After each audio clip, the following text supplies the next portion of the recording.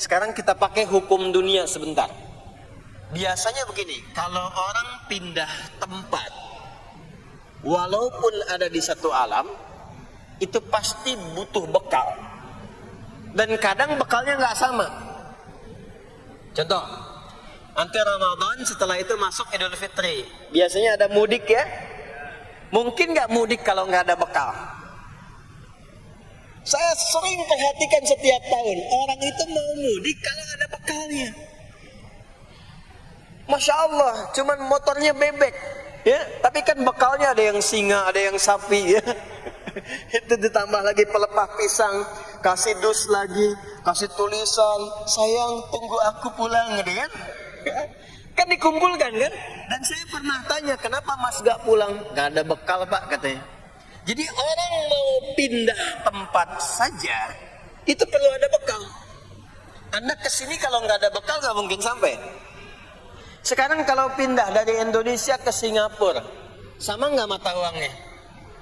Beda. Di Malaysia sama nggak? Semakin jauh ke Saudi, ke Amerika, hukumnya mengatakan setiap pindah tempat pasti bekalnya beda. Jangan pernah kita mengharapkan atau membuat hukum sendiri ketika pindah tempat. Jadi sesama dunia saja tempatnya, bekalnya sudah beda. Sekarang Anda menginginkan pindah alam dari dunia ke kuburan, bekalnya pengen sama, mustahil. Makanya sejak kita meninggalkan dunia, semua paket dunia tanggal di atas. Pindah ke bawah, selesai. Nih bajunya ini nggak akan ikut nih, ganti. Ya namanya kafan kan, dan di kafan itu sudah nggak ada kantongnya. Coba dicek tuh, ada kantongnya nggak kan kafan? Nggak ada. Dan ini nggak akan dibawa nih handphone yang bagus lagi dipakai ngerekam nih, nggak akan ikut. Ah saya mau dipakai aja, ntar kalau malaikat nanya mana buka nih, sudah pernah ikut kajian. Rombongan Ustaz Adi. Ya, beda, ini beda alam. Maka yang ikut apanya? Yang ikut tuh hasanahnya, value-nya, nilai kebaikannya. Ini yang kita yakini, ini yang kita imani. Jadi mumpung masih ada kehidupan, perbanyak. Kalau dulu sadar banyak yang salah, sekarang sisanya ganti dengan yang soleh. Kalau sudah diperlihatkan, sekarang kan banyak yang viral di YouTube, dilihat, didengar oleh telinga kita, disimak oleh kita, orang meninggal sedang sholat, orang meninggal setelah menjadi pemulung kebaikan, orang meninggal dalam keadaan baca Quran, diperlihatkan di mata kita.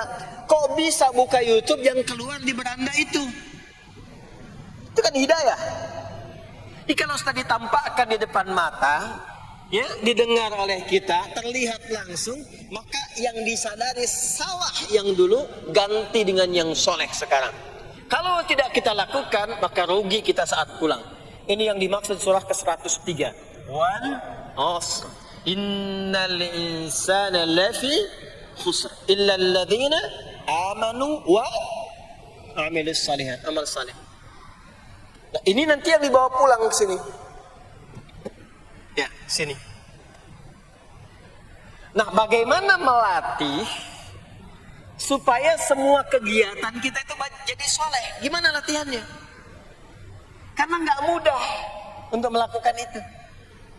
Belum tentu bangun itu langsung soleh, itu belum tentu. Belum tentu kita makan itu mendapatkan sumber yang benar, dengan cara yang benar. Bagaimana melatihnya? Maka Allah berikan kepada kita waktu-waktu khusus untuk berlatih diri tersambung dengan Allah, yang dengan ketersambungan itu akan menjaga kita di semua keadaan, baik berdiri, jalan, duduk, kerja di kantor, tidur, rebahan. Sekarang banyak kaum rebahanas, ya, tiduran. Itu dipastikan kalau tersambung dengan Allah, terkoneksi, semuanya soleh. Karena kalau ingat, ya saya duduk ingat Allah. Kalau ingat di pekerjaan ingat Allah, mustahil kita bisa menuliskan sesuatu yang Allah tidak sukai. Tambahin nolnya, ya, bikin paraf, tanda tangan pada proyek yang tidak benar, mustahil. Karena ketika sedang tanda tangan ingat Allah. Nah, dalam bahasa Arab, sesuatu yang tersambung dengan kuat, sehingga selalu menempel dan sulit terpisahkan, itu bahasa Arabnya disebut dengan silah. Dari wasala yasilu silah. Ibadah yang melatih kita untuk terus tersambung sehingga ingat pada Allah di setiap keadaan, yang dengan ingat itu menjadikan otomatis amal perbuatan kita ingin dipastikan diridhoi dan disukai oleh Allah, sehingga berubah menjadi soleh. Ibadah yang melatih kita untuk mendapatkan itu disebut dengan sholat namanya. Sholat. Makanya sholat disebut sholat bukan hanya mengandung unsur doa, tapi latihan yang Allah berikan kepada kita untuk mengoneksikan diri kita sehingga dalam semua kegiatan kita ingat Allah. Itu yang dimaksud di Quran surah keempat An-Nisa di ayat ke-103. Ya. Fa'idha qadaytumus salata, maka jika anda telah tuntas mengerjakan salat, fadhkurullah. Ciri orang yang berhasil salatnya adalah dia mampu mengoneksikan dirinya dengan Allah. Makanya kalau sudah selesai salat, kita sudah ingat Allah. Kalau belum ingat Allah, diminta coba ingat lagi. Selesai sholat, jangan buru-buru meninggalkan tempat kita sholat. Ingat dulu, sambungkan dulu. Sehingga saat keluar dari tempat kita sholat, sudah ingat Allah. Bahasa Arabnya mengingat Allah itu disebut dengan zikir, zikrullah. Karena itu sholat disebut dengan zikir. Buka Quran surah ke-20 Toha, ayat ke-14. Saya nggak akan keluar dari Quran hadis, sehingga nggak bisa didebat. Nggak bisa debat. Anda nggak bisa debat karena ini bukan pikiran, karena ini Quran dan hadis. Quran surah ke-20 Toha ayat ke-14. Innani anallahu la ilaha illa ana fa'budni wa aqimis salata lidzikri. Salat disebut dengan zikir. Zikir itu artinya ingat. Makanya tadi saya katakan di awal, salat itu melatih kita supaya ingat Allah. Karena itu ketika kita salam, Assalamualaikum warahmatullahi wabarakatuh, Assalamualaikum warahmatullahi wabarakatuh, belum ingat kita kepada Allah, maka diminta zikir pasca salat. Setelah salat ada zikir kan? Dan zikir pertamanya apa? Hadis Muslim, Astaghfirullah, Astaghfirullah, Astaghfirullah. Itu yang paling singkat. Kalau mau agak panjang, Astaghfirullahaladzim, alladzi la ilaha illa huwal hayyul qayyum wa atubu ilaih. Kenapa istighfar? Karena kita memohon ampun kepada Allah kalau dalam sholat tadi belum nyambung sama Allah. Karena ada orang yang saat sholat bukan ingat Allah, dia masih ingat dunia. Padahal dari sejak awal sholat sudah diminta buang urusan dunia ke belakang. Makanya kita bertakbir, itu ada kitabnya. Asrarus salah, nazarat fi ma'anis salah. Ketika anda mulai bertakbir, takbir begini, Allahu Akbar. Kenapa mengangkat tangan gini salah satunya? Di antara maknanya, buang urusan dunia ke belakang. Pasrahkan dirimu kepada Allah. Kalau sholatnya ingin khusyuk, jangan bawa urusan dunia ke dalam sholat. Buang. Yang menjadikan seseorang kurang khusyuk begitu takbir, dunia masih dibawa. Lisannya berucap Allahu Akbar, tapi pikirannya motor Hu Akbar, mobil Hu Akbar, ya kan? Status tuh belum diupdate Hu Akbar, ya, miss call belum dibalas Hu Akbar. Itu bermasalah, sehingga mudah dikerjai setan. Ada setan namanya khanzab di Sunan Abu Daud. Saat seseorang mulai bertakbir, kata Nabi, fayaqulu syaitanu, di situ setan mulai beraksi. Sebelum takbir kita dibikin fokus. Ya Anda silahkan praktekkan. Kalau mau sholat rasanya fokus.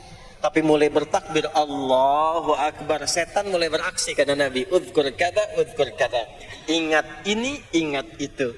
Hatta la yash'ural musalli kamrak'atan yusalli. Sampai ada orang sholat yang tidak sadar berapa rakaat sedang menunaikan sholatnya.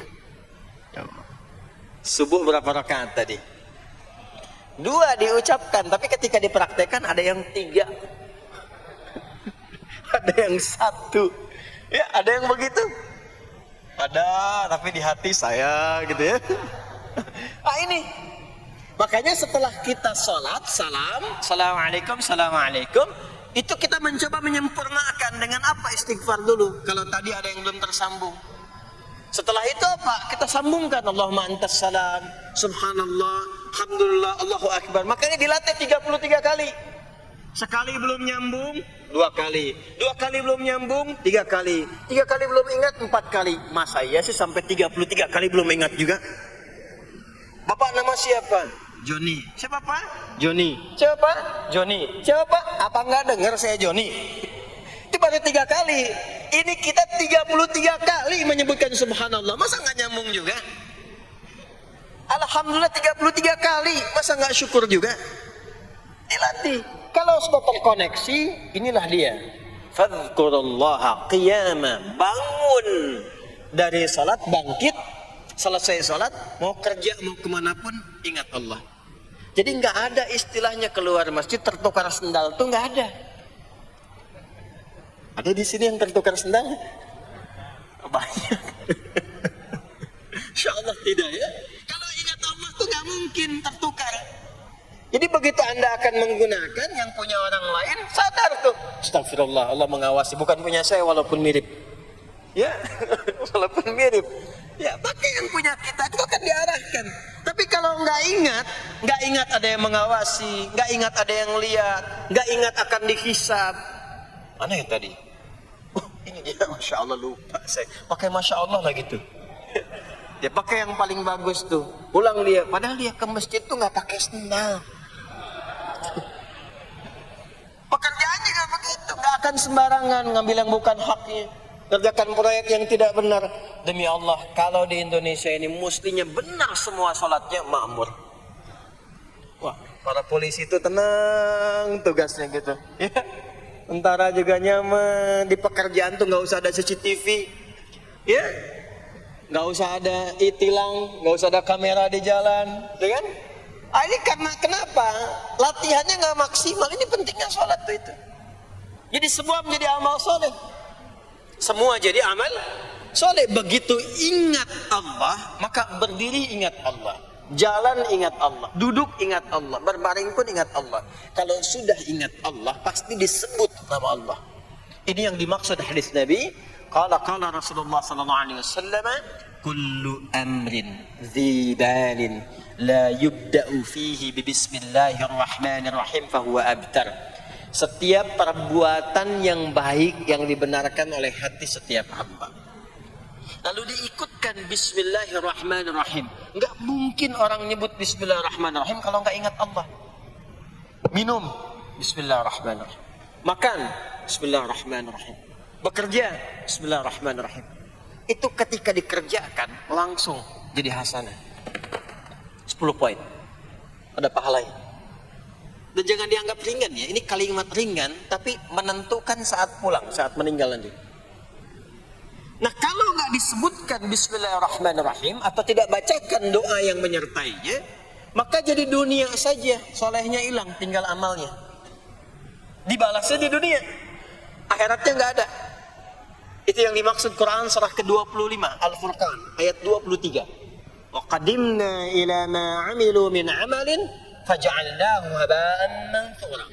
Kalau ada orang berbuat baik di dunia tapi tidak disertakan niat akhirat, kami balas dunianya. Anda kerja belasan tahun, puluhan tahun untuk dunia aja, dapat gaji, dapat benefit, dapat penghargaan.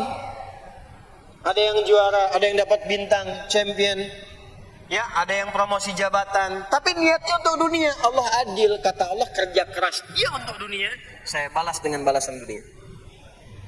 Tapi kalau diniatkan akhirat, dunia dapat, akhiratnya pun dapat. Kerjanya sama, etosnya sama, di tempat yang sama. Kita niatkan akhirat, gak ada ruginya. Begitu meninggal, dapat. Beruntungnya dan bersyukurnya kita sebagai muslim, kita itu lengkap informasinya. Urusan kubur ada informasinya, akhirat ada informasinya. Silahkan komparasikan dengan informasi dan sumber manapun. Ditemukan nggak yang informasi detil seputar kubur, seputar hisab, seputar kiamat, seputar surga, seputar neraka? Cuma di Islam. Itu yang kita syukuri, supaya kita siap-siap. Bukan sekedar dibaca. Baca ada pahalanya, tapi siap-siap ada konsekuensi kebaikannya. Ini balik ke sini. Karena itu saya katakan dari awal, pertama Bapak Ibu sekalian, sholat itu menjadi ibadah paling pokok karena dia akan mengantarkan kita pada konektivitas yang kuat dengan Allah Subhanahu wa taala. Ini poinnya. Kalau sudah nyambung dengan Allah, bukan cuma jadi amal soleh. Orang-orang yang tersambung dengan Allah di semua aktivitas kehidupannya, maka akan mendapat jaminan langsung dari Allah Subhanahu wa ta'ala yang memudahkan semua urusan hidupnya. Mudah sukses, mudah bahagia, mudah tenang. Semua kemudahan yang kita raih dalam konteks kebahagiaan, ketenangan, kesuksesan itu kalau digabungkan semua maknanya berubah katanya menjadi falah. Apa namanya? Falah. Falah itu bahagia, sukses, nyaman. Kalau dibuka kamus English Arabic misalnya, falah itu bahasa Inggrisnya success and happiness. Bukan cuma bahagia, bahagia dan sukses. Bukan cuma sukses, karena ada orang sukses belum tentu bahagia. Saya sering tanya yang ini nih, dan biasanya para ibu yang juara menjawabnya itu. Ya, pilih mana? Kaya tapi gelisah, atau miskin tapi tenang? Miskin tapi tenang. Sukses tapi gelisah, ya, atau miskin tapi tenang? Sukses tapi tenang, ya. Sukses dan bahagia. Nah, sukses dan bahagia itu bahasa Arabnya falah. Ini poinnya.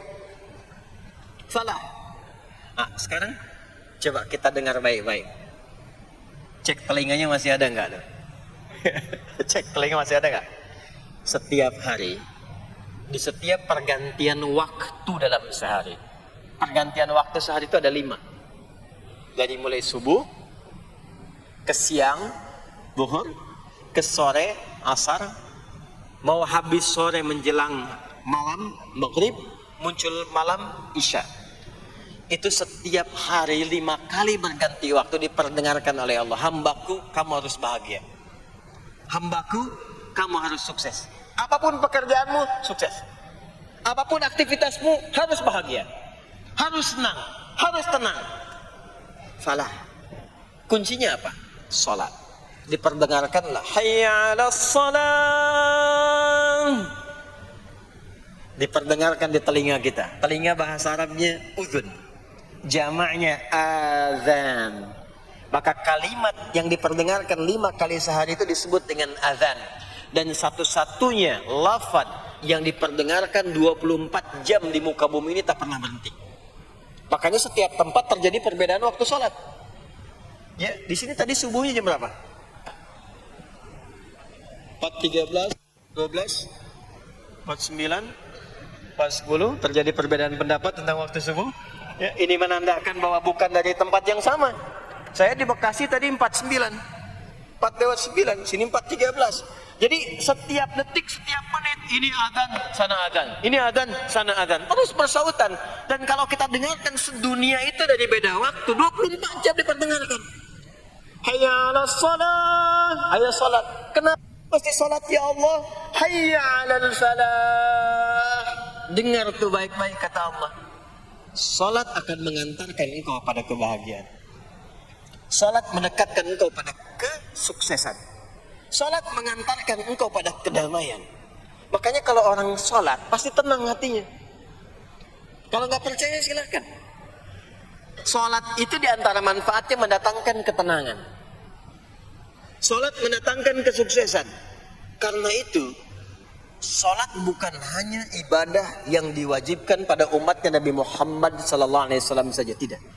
Semua nabi dan rasul yang pernah bertugas di bumi itu semuanya salat dan meminta umatnya salat. Hanya memang kita yang paling sempurna menunaikannya caranya. Ya, dulu umat nabi-nabi lain juga salat. Contoh, Nabi Musa salat. Nanti diviralkan di Quran surah ke-20 Taha ayat 14. Nabi Isa alaihi salam yang paling dekat ke Nabi Muhammad 600 tahun sebelum Nabi lahir, itu salat. Beliau salat. Diviralkan di Quran surah 19 Maryam ayat 31 sampai 33. Ya, sampai ke 33-nya wa ja'alani mubarakan aina ma kuntu wa awsani bis shalah. Salat. Siapa lagi? Nabi Zakaria. Nabi Zakaria itu kapan beliau mendapatkan berita gembira akan punya anak? Saat salat. Jadi berdoa, masuk ke mihrabnya Maryam, melihat Maryam punya banyak keistimewaan, maka beliau salat di mihrabnya itu. Di Quran surah ketiga Ali Imran ayat 38 sampai 39. Hunalika da'a Zakaria rabbah qala rabbi habli min ladunka dzurriyyatan thayyibah innaka sami'ud du'a. Turun jawaban, fanadathul malaikatu wa huwa qa'imun yusalli fil mihrab anna Allah yubashshiruka bi Yahya. Jadi Nabi Zakaria itu dapat berita akan punya anak namanya Yahya saat salat.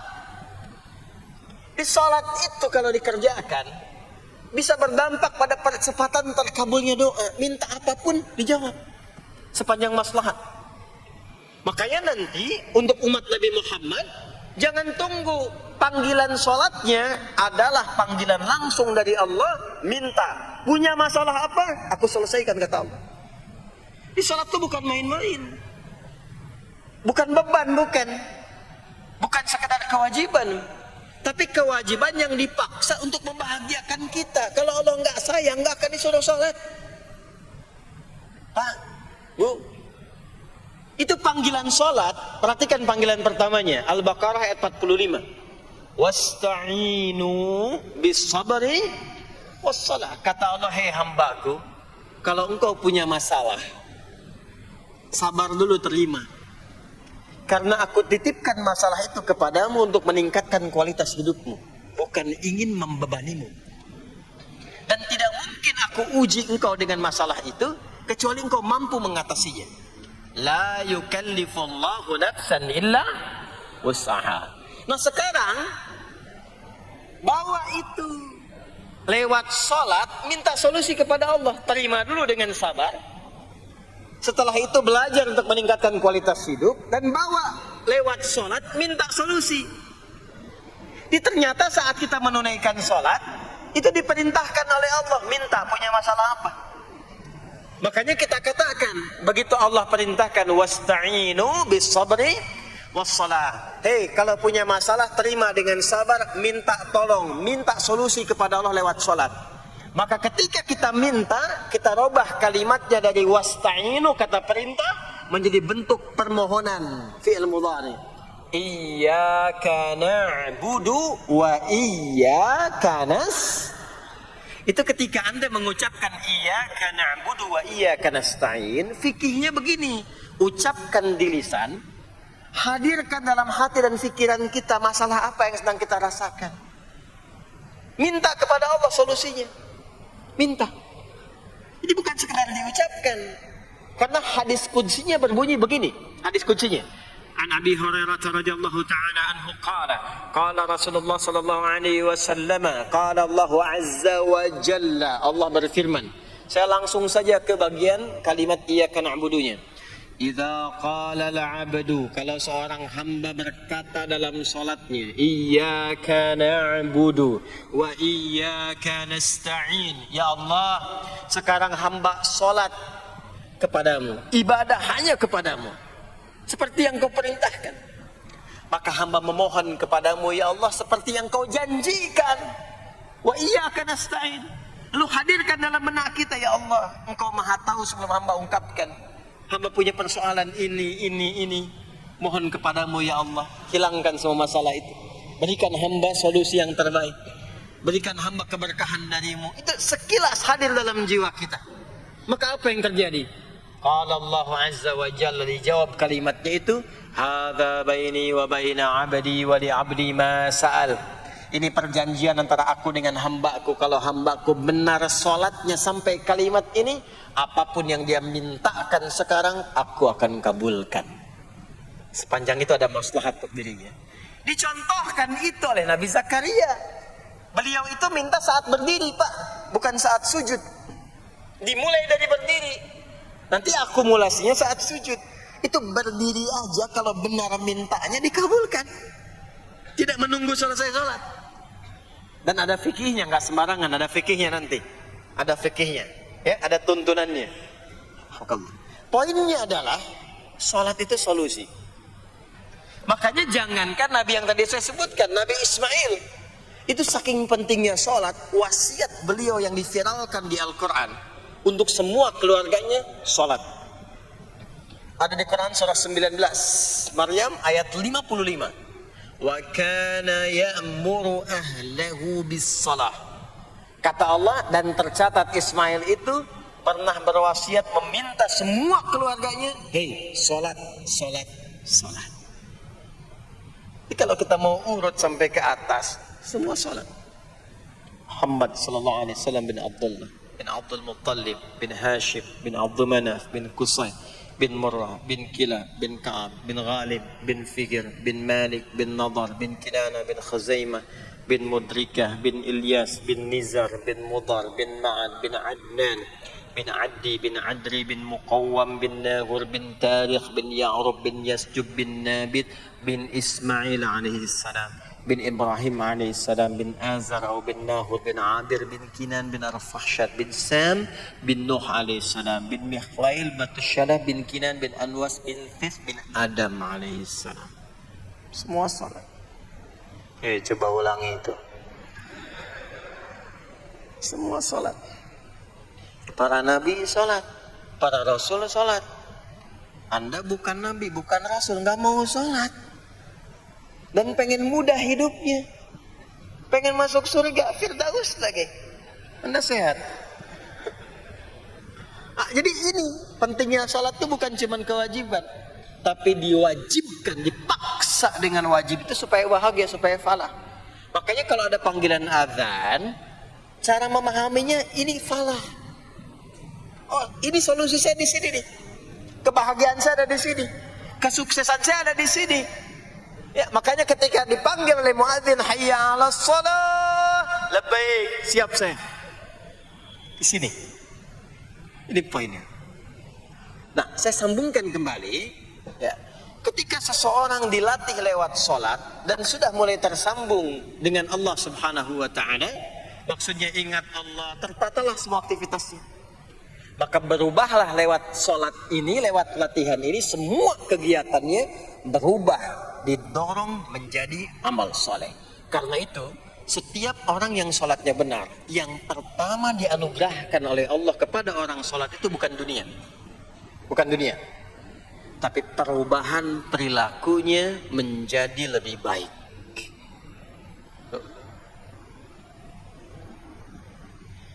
Jadi bukan kaya dulu. Ya, Abdurrahman bin Auf tuh hijrah masuk Islam, dilatih sholat, malah hartanya hilang semua, dirampas. Tapi setelah itu jadi apa? Jadi orang paling kaya. Ya, Abu Bakar As-Siddiq, Utsman bin Affan, Umar bin Khattab, pertama kali masuk Islam kan latihannya sholat. Apakah langsung kaya? Jadi pemimpin? Jadi diplomat? Amr bin As bisa ekspedisi dari Afrika Utara sampai ke Syam? Tidak. Yang diberikan apa? Perubahan perilaku dulu. Dihilangkan sifat-sifat buruknya, dijaga dengan kemuliaan. Jadi dua sumber yang menjadikan manusia itu buruk dalam nafsunya, itu ada dua. Di nafsu itu nanti punya dorongan untuk mengarahkan kepada yang buruk, namanya fujur. Lawannya nanti takwa. Lawannya takwa. Di Quran surah Asy-Syams surah 91 ayat 7 sampai 10. Wa nafsi wa ma sawaha fa'alhamaha fujuraha wa taqwaha. Nah, fujur itu nanti yang membisikkan, mengarahkan kepada hal-hal yang negatif. Itu yang ditunggangi oleh setan. Setan memberikan waswas itu ke nafsu, ke fujurnya. Alladzi yuwaswisu fi sudur. Di dalam sudur ada qalbu, di dalam qalbu ada nafas, di dalam nafas ada fujur. Fujur itu yang digoda. Maka keluarlah kemudian dua hal. Yang pertama ada yang disebut dengan fahsya. Fahsya itu dorongan dari syahwat untuk berbuat yang menyimpang. Pornografi, porno aksi, LGBT, kata-kata jorok itu fahsya. Nanti temannya adalah mungkar. Mungkar itu keburukan yang diingkari, ditolak oleh hati, sumbernya nafsu perut dan akal. Mencuri itu mungkar, merampok itu mungkar, korupsi, membunuh, menipu itu mungkar. Jadi sumber keburukan itu cuma dua. Kalau bukan fahsya itu mungkar. Orang yang sholatnya benar, maka parameternya itu, ukuran pertama kali dia dapatkan adalah ditutupnya oleh Allah, dijaganya oleh Allah keadaan nafsunya, sehingga dia tidak dikontrol oleh perbuatan fahsya dan mungkarnya. Maka aktiflah sinyal takwanya. Takwa itu lawan nafsu. Makanya nanti kaitan takwa dengan nafsu sama-sama disebutkan. Nafsu 115 kali, takwa yang terkait fungsi nafsu 115 kali. Takwa digembosi, ya, diwaswasi oleh setan. Setan disebutkan 88 kali. Takwa disupport oleh malaikat. Malaikat di Quran disebutkan 88 kali. Ini bukan ilmu otak-atik, hitung sendiri aja kalau mau. Itu menarik tuh. Karena sama, kalau Anda mendengar suara adzan kan ada bisikan kan? Cepat, sudah adzan, siap-siap. Itu malaikat tuh. Tapi begitu selesai adzan, la ilaha illallah, tenang, baru adzan, belum qomat. Itu setan. Terus dua-duanya tuh, ya, memberikan bisikan, yang satu mensupport dan seterusnya. Yang paling menarik adalah kalau sholat kita benar, maka sinyal takwa aktif. Makanya amalan takwa pertama itu sholat. Setelah beriman, amalan takwa pertama sholat. Al-Baqarah ayat 2 dan 3. Dzalikal kitabu la raiba fi hudan lil muttaqin. Siapa muttaqin, orang takwa di situ? Ayat 3-nya, alladzina yu'minuna bil ghaibi wa yuqimunas shalah. Jadi kalau sholatnya aktif, takwanya aktif, sinyalnya aktif, sinyal itu yang akan menutup fahsya dan mungkar. Maka turunlah Quran surah ke-29 ayat ke-45. Utlu ma uhiya ilaika minal kitabi wa aqimis shalah. Kita hafal tengahnya. Innas salata tanha 'anil fahsya'i wal. Maka kalau orang sholat tidak akan berbuat fahsya, tidak ada lagi yang melambai laki-laki. Allah, ini ada laki-laki yang laki-laki, perempuan-perempuan. Nggak ada lagi tontonan-tontonan pornografi. Yang jorok-jorok, yang kotor-kotor. Nggak ada lagi kata-kata kotor di lisan itu. Karena lisannya dilatih untuk mengucapkan yang baik-baik. Allah, Sami'allahu liman hamidah, subhanallah, alhamdulillah, Allahu akbar. Makanya pasca sholat tuh berubah. Maaf ya, Allah tidak memberikan kepada Nabi Muhammad SAW tongkatnya Nabi Musa, mukjizatnya Nabi Isa, apalagi Nabi Ibrahim dan selainnya. Tapi Allah turunkan Al-Quran kepada Nabi Muhammad SAW. Lalu dipraktekkan Quran itu pertama lewat sholat. Ada tahu apa yang terjadi? Nabi Muhammad itu diutus oleh Allah dalam lingkup masyarakat yang sangat terbelakang dan hatam kriminal. Jadi kriminalnya bukan dikerjakan, hatam. Hatam. Dan nyaris tidak kenal kebaikan, makanya disebut dengan jahiliyah. Kalau Bapak Ibu tanya di zaman Nabi, ya maaf, ada pezina? Bukan cuman ada, hatam, perfeksionis zinanya. Itu Membunuh itu, ya, mabuk. Mabuk, ada orang mabuk kekinian di zaman jahiliyah, pemabuk amatir itu 5 kali sehari mabuknya. Yang amatir. Jadi kalau baru mabuk sekali, 2 kali, itu coba-coba. Amatir itu 5 kali. Pembegal. Ya, sekarang kita dengar berita ada begal ini itu. Jahiliyah itu sekampung begal semua. Kampung Gifar. Tapi Allah menghendaki Rasulullah latih lewat sholat. Apa yang terjadi? Berubah jahiliyah itu. Berubah.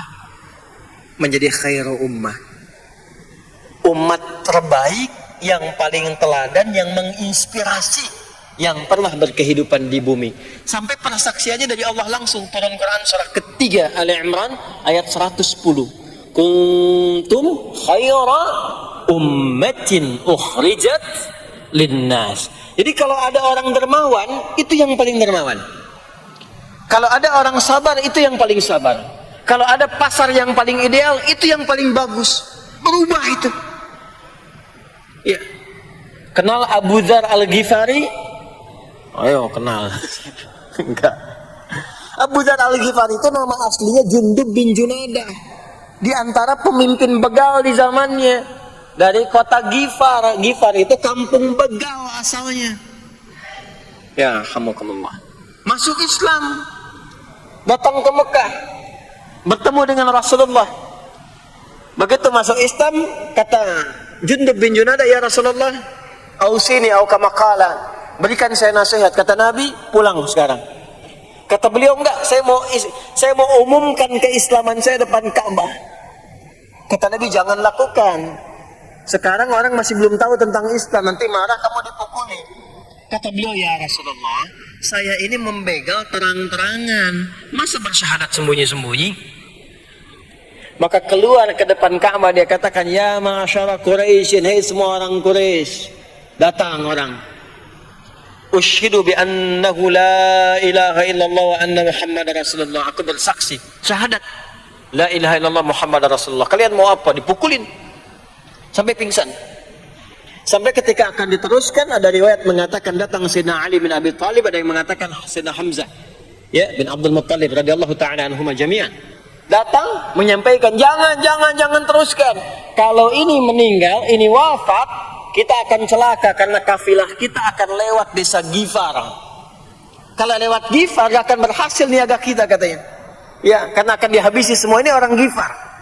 Maka dibiarkan pergi, pulang. Tahu apa yang terjadi? Begitu Nabi hijrah ke Madinah, dikagetkan dengan suara kaki yang berdecak kencang, bang bung bang bung bang bung. Ternyata ada berita gembira, sekampung begal Ghifar itu masuk Islam semuanya, berubah jadi baik. Untuk menginspirasi generasi kemudian, maka dipopulerkanlah oleh beliau kunyahnya dengan nama daerahnya. Sayalah Abu Dzar Al-Ghifari. Al-Ghifari itu maksudnya apa? Dulu saya ini berasal dari Ghifar, kampung saya kampung begal. Cuma karena saya masuk Islam, diajarin sholat, diajarin baik, sekampung baik semua. Ya. Makanya orang-orang Arab setelah itu, bahkan non-Arab, kalau datang memperkenalkan daerahnya. Imam Al-Bukhari, itu nama aslinya bukan Al-Bukhari. Nama aslinya Muhammad. Punya bapak namanya Ismail, punya kakek namanya Ibrahim, kakek buyutnya Al-Bughirah, yang buyutnya Al-Bardizbah. Tinggal di kecamatan Ju'fah, Kabupaten Bukhara, Provinsi Khorasan, sekarang negaranya Uzbekistan. Karena berasal dari Bukhara, datanglah beliau kemudian ke Arab, sekarang ke Jazirah, ke Mekah, ke Madinah, memperkenalkan, saya bukan orang Arab, saya dari Bukhara. Rumusnya tambah alif lam di depannya, ujungnya tutup dengan i. Al-Bukhari, saya dari Bukhara. Diperkenalkan, maksudnya apa? Islam sudah masuk ke tempat saya, orang-orangnya sudah baik, orang-orangnya sudah khusyuk. Itu memperkenalkan. Orang tua kita Syekh Yasin dari Padang, maka diperkenalkan Syekh Yasin Al-Padangi. Syekh Ahmad Khatib dari Minangkabau, Syekh Ahmad Khatib Al-Minangkabawi. Syekh Abdul Somad dari Palembang, Syekh Abdul Somad Al-Palembangi. Syekh Nawawi dari Banten, Syekh Nawawi Al-Bantani. Ya. Nanti ada Pak Ghafur dari Pondok Indah, ya Masjid Raya Pondok Indah, datang ke Mekah umrah haji. Ana Ghafur Al Masjid Raya Al Pondok Indahi. Itulah salat. Salat. Jadi salat itu merubah keadaan kita lebih baik. Itulah sebabnya kenapa 5 waktu. Karena Allah inginkan di setiap waktu kita jadi orang baik. Di setiap waktu kita bahagia. Setiap waktu selesai persoalan, datang masalah subuh, ya antara subuh ke zuhur kan ada masalah tuh. Gak mungkin ada orang dari subuh ke zuhur gak punya masalah tuh, gak mungkin. Tuh wajahnya udah kelihatan tuh. Ya, makanya kita datang, ya menghadap kepada Allah, minta diselesaikan, minta diberikan taufik, sujud kita. Diberikanlah solusi. Zuhur ke asar ada masalah, datang saat asar. Asar ke maghrib punya masalah, datang. Makanya semua ulama dulu seperti itu. Al-Bukhari itu menuliskan kitab sahihnya itu 16 tahun. Setiap satu hadis akan ditulis, salat dulu. Salat dulu. Begitu tenang, nyaman, baru tuliskan. 16 tahun. Itulah salat. Nah, dari sekian waktu yang 5 kali itu, ada waktu yang spesial. Waktu spesial inilah yang ingin saya bahas, yang tadi disampaikan dalam pengantar sambutan. Jadi ini inti yang mau saya katakan. Ini barusan muqaddimah tuh. Ya. Barusan bukan muqaddimah. Baik. Kan kita sholat berapa kali sehari? Ya. Kita hitung. 1, subuh. 2, zuhur. 3, keempat, yang kelima, Isya. Berapa jumlah rakaatnya? 17. Baik ya. Itu nomor telepon untuk koneksinya. Koneksi kita dengan Allah nomornya catat ya. 24434. Ya. Jadi kalau ditanya berapa nomor koneksi dengan Allah? 24434. Subuh 2, zuhur 4, asar 4, maghrib 3, isya 4. 5 waktu kan? Baik.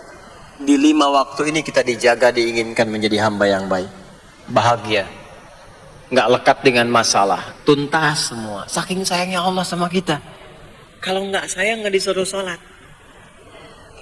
Itulah sebabnya ketika diperintahkan menunaikan waktu sholat, diberikanlah gambaran waktunya. Tapi yang jadi persoalan kita sekarang yang akan dibahas, di antara sekian waktu itu ada waktu-waktu yang spesial. Ada waktu-waktu yang spesial. Dari mulai subuh ke isya itu ada yang dispesialkan oleh Allah karena ada bonus berlipat di dalamnya. Waktu apakah itu? Mari kita bacakan dulu mulai dengan Quran surah kedua ayat 238. Paling kanan sebelah atas di mushaf standar. A'udzubillahi minasyaitonirrajim. Bismillahirrahmanirrahim.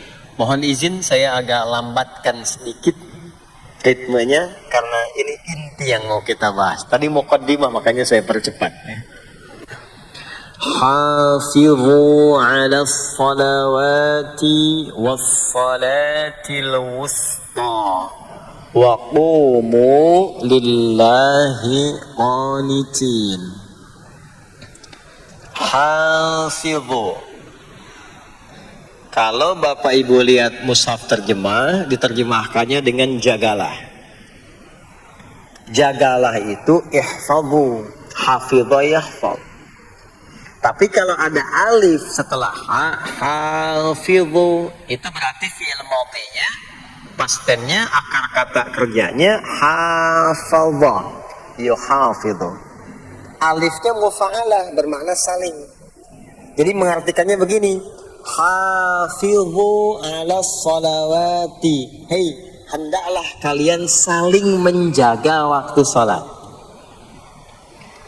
Kalau saling itu sendirian atau banyakan? Banyakan. Jadi kalau bapak di rumah ada 5 orang, bapak, ibu, dan 3 orang anak, maka jangan soleh sendirian, Pak. Ingatkan anaknya, ingatkan istrinya. Istri bangun duluan, ingatkan suaminya. Makanya waktu sholat itu, maaf, jangan cuma disandarkan pada azan yang kita dengar di masjid, harus hafal. Bahkan nanti gini, di Quran surah keempat ayat 103 itu, di ujung ayatnya, itu ada penanda ciri standar orang beriman. Maaf. Kita tanya dulu nih. Kita beriman tidak hari ini? Halo, beriman? Hati-hati ya, karena kata Nabi ada yang subuh beriman, sorenya sudah kufur tuh. Ya, yusbihu mu'mina wa yumsi kafira. Hati-hati ya. Yuk, apa ciri orang beriman tuh? Iman itu konfirmasinya bisa didapatkan satu melalui suara azan. Adzan itu sama dengan penanda waktu sholat.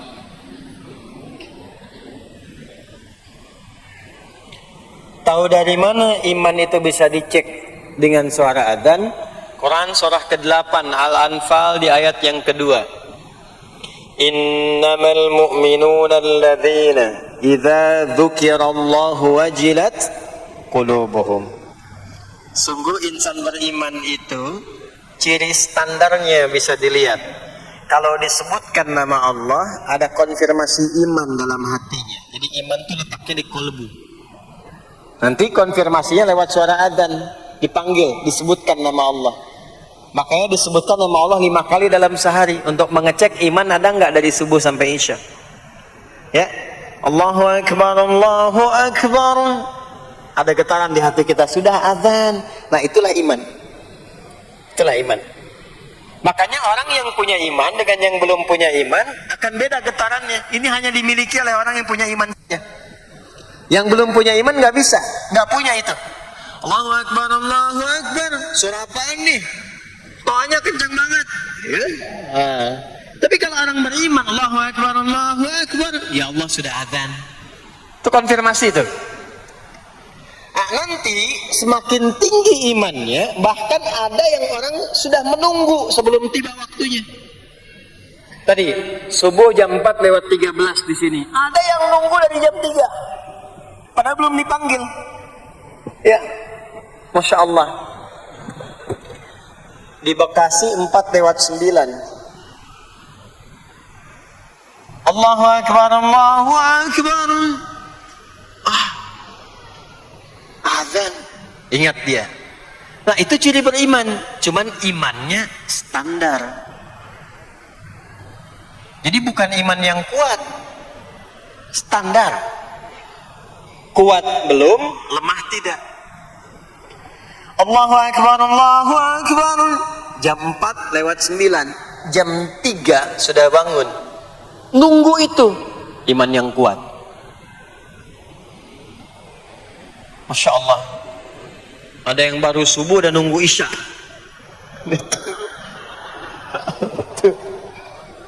Kuat. Ada yang sudah qomat, sudah la ilaha illallah, belum kepanggil. Dipanggil 4 lewat 9, dia baru bangun jam 9 lewat 4.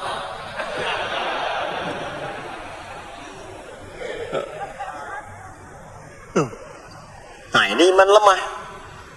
Di bawah. Ciri standar, karena dipanggil ingat, maka ciri standar orang beriman itu tahu waktu sholat. Harus tahu Pak, Bu. Itu standarnya. Itu ada di Quran surah keempat, di akhir ayat 103. Inna salata kanat 'alal mu'minina kitaban mawquta. Kalau pakai terjemah balaghah itu bunyinya begini. Sungguh orang beriman itu pasti tahu waktu sholat. Nah, jadi kalau ditanya jam berapa zuhur nanti belum bisa kita jawab dengan sempurna, itu artinya apa? Imannya belum naik itu ke level standar, belum menguat. Ya, ini poinnya. Nanti kapan waktu sholat itu tiba?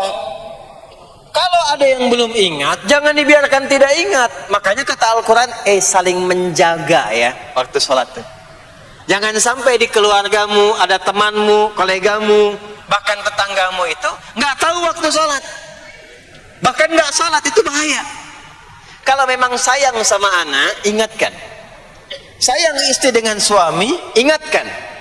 tanda istri beriman yang cinta dengan suaminya, tanda pertamanya ketika mengingatkan suaminya pada semua hal yang disukai oleh Allah. Begitu sebaliknya. Maka kata Al-Quran, hafidhu, saling menjaga waktu sholat. Disebutkan di situ alas sholawat. Bentuknya begini. Tulisannya alif, lam, waw, alif, tak maftuha begini. Alas, begini tulisannya. Karena nanti ada yang begini, as-salat, ada yang begini. Biar saja, enggak usah. Ada yang begini, tak marmutah. Seperti Al-Baqarah ayat 3, alladzina yu'minuna bil ghaibi wa yuqimuna shalah. Begini tulisannya. Ada yang begini, as-salat pakai alif, tak. Tapi di Al-Baqarah ayat 238 tulisannya begini, alas salawati, taknya terbuka. Secara singkat begini, secara singkat. Kalau tulisannya begini, maka yang dimaksud salat fardu. Yang dimaksud salat apa? Salat fardu. Salat fardu itu ada berapa? 5 waktu. Maka kata Allah, hei, saling jaga ya. Waktu salat yang fardu itu yang 5 waktu. Di antara yang 5 itu ada yang spesial. Was-salatil wusta. Waktu yang pertengahan, tengah-tengah di antara 5 waktu itu. Yuk kita tuliskan dulu sebentar. Salat, ada salat apa saja? Subuh, kemudian zuhur, kemudian asar, kemudian nggak cukup, ambil ke sini, maghrib, kemudian isya. Subuh, zuhur, asar, pindah sini, maghrib, isya. Lihat rumusnya. Jadi yang sholat pertengahan yang mana? Jangan lihat tulisannya itu ya, karena subuh di tengah-tengah disebutnya subuh ya. Sholat pertengahan yang mana? Asar apa subuh? Subuh apa asar? Apa dalilnya? Kita pakai dalil. Nah, sholat pertengahan itu disebutkan oleh Nabi itu ada 2. Ada subuh dan asar. Qala Rasulullah sallallahu alaihi wasallam yata'aqabuna fiikum malaikatul laili wa malaikatun nahari fi salatil asri wa fi salatil fajri. Berebut semua malaikat yang bertugas di siang dan malam berebut membersamai kita. Kalau berebut itu artinya kalau ada yang berdoa diaminkan, kalau ada yang mohon ampun diistighfarkan oleh malaikat. Jadi malaikatnya minta kepada Allah, ya Allah ampuni si fulan, ya Allah ampuni si fulan, ya Allah si fulan, dan seterusnya sampai selesai. Itu khusus di salat asar dan salat subuh. Sampai kemudian thumma yas'aduna ila sama, kemudian mereka para malaikat itu kembali bertugas masing-masing, lalu Allah mengonfirmasi kepada mereka untuk menunjukkan kebenaran tugas malaikat yang tidak bermaksiat. Allah Maha tahu tentang hambanya, Maha tahu. Tapi Allah ingin menunjukkan kepada kita apa yang benar dari lisan malaikat itu, yang nggak pernah berdusta. Ya, maka Allah bertanya kepada malaikat, bagaimana keadaan hambaku ketika engkau tinggalkan? Maka disampaikan oleh malaikat itu, ya Allah, aku meninggalkan hambamu si fulan, dia sedang menunaikan ibadah, dia sedang sholat kepadamu, dan khusyuk berdoa, dan seterusnya.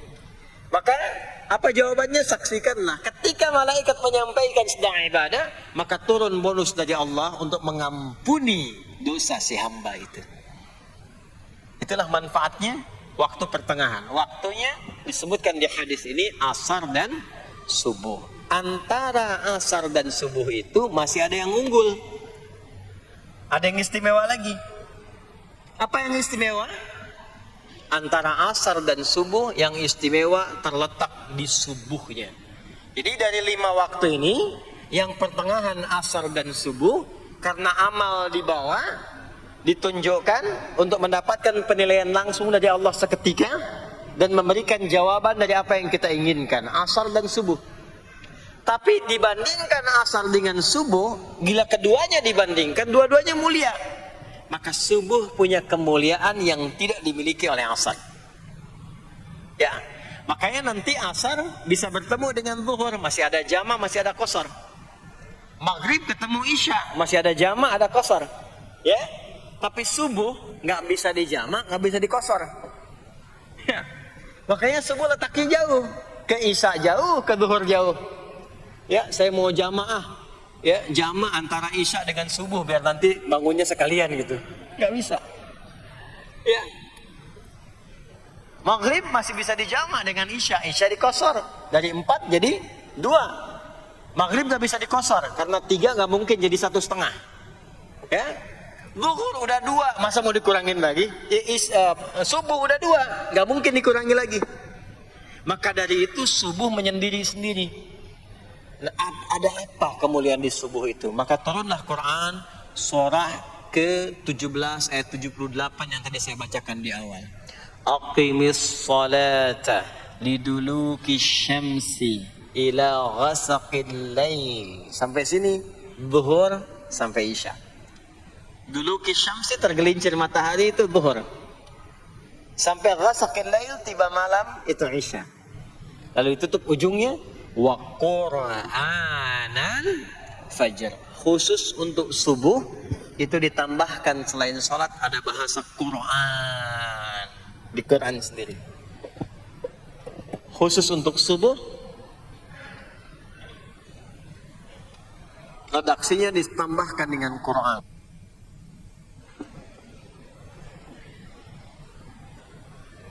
Apa itu Quran? Halo, apa itu Quran? Kalau tidak tahu cepat katakan wallahu a'lam deh. Apa itu Quran? Wallahu a'lam. Ada Quran, ada Al-Quran. Ada Quran, ada Al-Quran. Kalau yang disebut Al-Quran itu mutlak firman Allah. Dari mulai Al-Fatihah sampai An-Nas. Ini yang terdapat di dalam mushaf ini, di 2 jilid ini. Ya, itu Al-Quran. Kalau disebutkan Quran tanpa alif lam, maka yang dimaksudkan bacaan secara umum. Apakah itu Al-Quran, doa, istighfar, semua bacaan itu Quran. Kemuliaan sholat subuh itu dimulai sejak waktu fajar, matahari mulai keluar sinarnya untuk membelah gelapnya malam, itu sinarnya disebut dengan fajar. Nanti subuhnya saya terangkan di akhir. Sinarnya membelah kegelapan malam, fajar shadiq. Maka pada saat itu bukan hanya sholatnya yang punya keistimewaan seperti sholat asar tadi, tapi semua bacaannya langsung dijawab seketika oleh Allah Subhanahu wa taala. Dipersaksikan oleh seluruh malaikat dan dijawab langsung oleh Allah Subhanahu wa taala. Jadi kalau Anda berdoa, maaf, doanya lebih cepat terkabul kalau dipanjatkan dengan cara yang benar dan khusyuk. Kalau Anda istighfar, langsung dijawab. Kalau kita baca Quran, pahala langsung dituliskan berlipat. Itulah kemuliaan waktu fajar. Jadi Allah sendiri yang menyampaikan, bukan cuma sholat yang penting, semua bacaannya itu langsung didengar, langsung direspon, langsung dipersaksikan. Karena itu ada anjuran bahkan dari Al-Quran, dan ini dikerjakan oleh semua sahabat, saking pentingnya sholat subuh itu, waktu fajar itu, bahkan mereka bangun dan menunggu sebelum tiba fajar. Maka disitulah muncul kemudian tahajud. Maka muncullah kemudian istighfar sebelum waktu subuh. Ya, ada amalan. Ini saya mau kasih rahasia ya. Tapi tolong jaga, ini antara kita saja di sini. Ya, rahasia. Ada waktu sebelum subuh. Cuman 15 sampai 20 menit kurang lebih. Ingat ya. Kalau dikonversi sekitar 15 sampai 20 menit waktunya. namanya waktu sahar. Sahar. Jamaknya ashar. Jamak itu karena setiap hari oleh Allah dikasih itu. Sahar. Jamaknya ashar.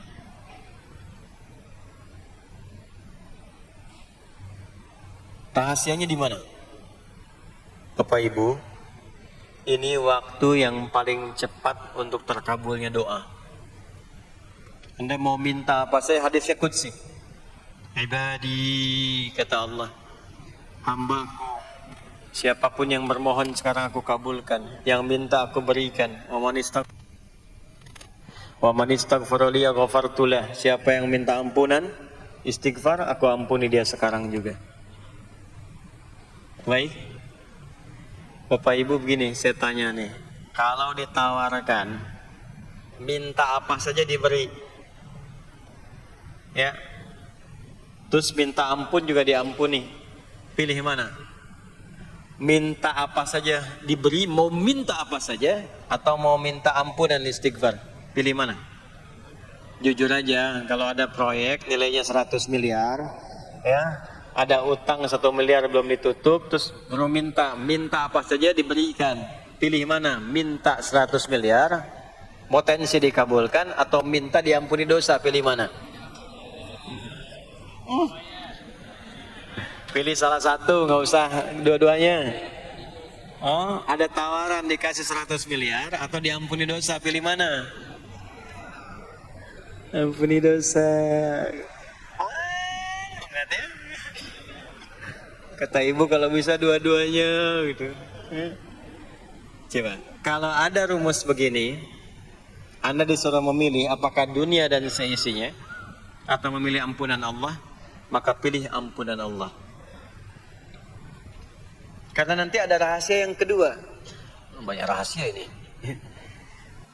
Ada rahasia istighfar. Istighfar itu kalau sudah menyatu dengan jiwa kita, sudah terbiasa, maksudnya biasa istighfar, dan jadi karakter, jadi kebiasaan. Bukan hanya pasca sholat, di mobil istighfar, di kantor masuk istighfar, sudah kebawa, udah refleks itu. Faidah keutamaan untuk orang yang rajin istighfar itu ada dua. Satu, diampuni dosanya oleh Allah, yang cirinya nanti akan dijaga dari maksiat. Ya, bukan maksum, karena maksum itu untuk para nabi. Untuk para nabi dan rasul. Manusia nggak ada yang maksum selain nabi dan rasul. Maksudnya apa? Diberikan petunjuk oleh Allah untuk menjaga diri. Sehingga ketika dosanya diampuni, dia nggak berbuat dosa itu lagi. Mata biasa melihat yang tidak baik, tobat, diampuni dosa mata itu, cirinya adalah mata nggak senang lihat yang nggak baik lagi. Itu dosa mata diampuni, ciri tobat diterima. Maka istighfar itu menggugurkan dosa-dosa dan menjaga kita dari perbuatan salah. Yang kedua, orang yang sudah terbiasa beristighfar, itu doa cepat dikabulkan, bahkan sebelum ia memintanya dan memohonkannya. Sebelum melafazkannya, itu bisa terjadi Allah sudah mengabulkannya. Itulah kemuliaan istighfar. Nah, orang-orang yang istighfar menunggu waktu datangnya fajar, itu mendapatkan kemuliaan langsung dari Allah, sampai dikatakan di Al-Quran, disebutkan sebagai orang-orang yang akan menghuni taman surga yang sekarang sedang beraktivitas di dunia. Itu ada di Quran surah ke-51 ayat 15 sampai 18. Yang istighfarnya di ayat 18. Ya, jaminan surganya ayat 15, 16, 17 itu tentang tahajud. Innal muttaqina fi jannatin wa 'uyun akhidhina ma atahum rabbuhum innahum kanu qabla dhalika muhsinin. 17-nya kanu qalilan minal laili ma yahja'un, bahkan nunggu waktu sahar, nunggu subuh, tahajud dulu.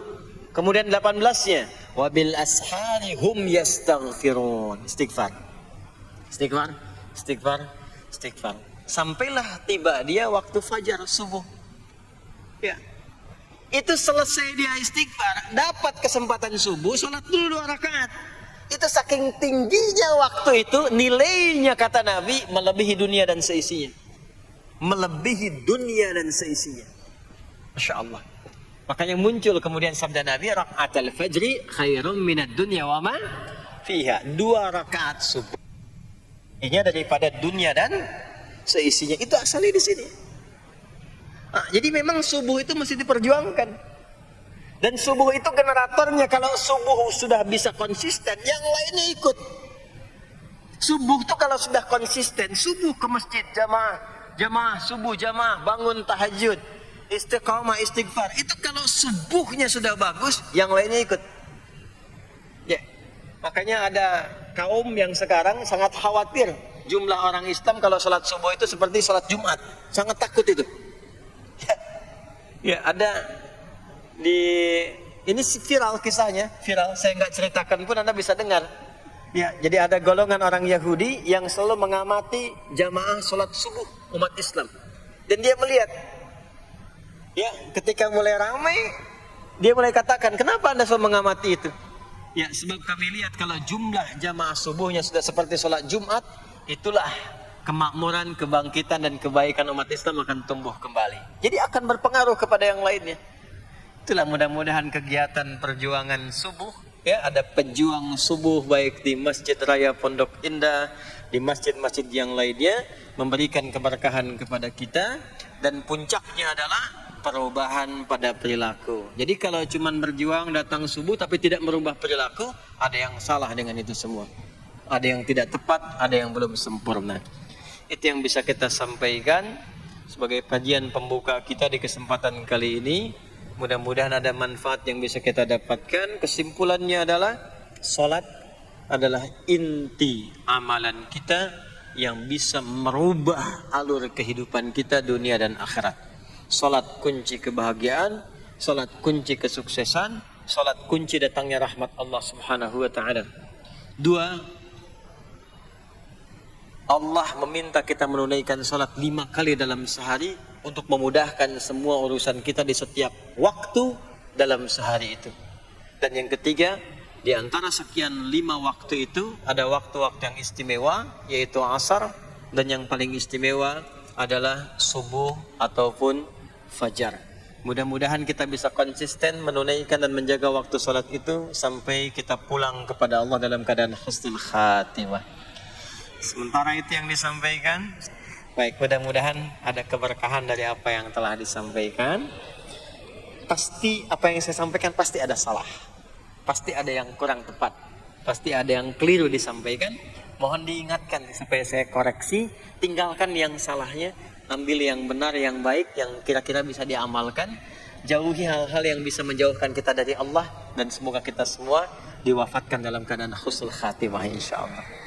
اللهم تقبل منا إنك أنت السميع العليم وتب علينا إنك أنت التواب الرحيم اللهم نحمدك حمدا شاكرين كما علمتنا أن نحمدك ونشكرك شكرا كما علمتنا أن نشكرك أنت المقدم أنت المؤخر بيدك الخير إنك على كل شيء قدير اللهم اجعل جمعنا هذا جمعا مرحوما وتفرقنا من بعده تفرقا معصوما. Ya Allah, jadikan pengajian kami pagi di siang hari ini pengajian yang Kau berkahi, dan bila pun kami berpisah, jadikan perpisahan kami mengantarkan pada kemuliaan yang lebih baik di sisimu. Rabbana la tada'lana fi maqamina hadza dhanban illa ghafartah. Ya Allah, jika ada pendosa hadir di majlis ini, jangan biarkan ia pulang kecuali Engkau telah ampuni segala dosa-dosanya. Wala hamman illa farajtah. Jika ada yang tengah merasakan kegelisahan, jangan biarkan ia pulang kecuali Engkau telah tenangkan keadaan hatinya.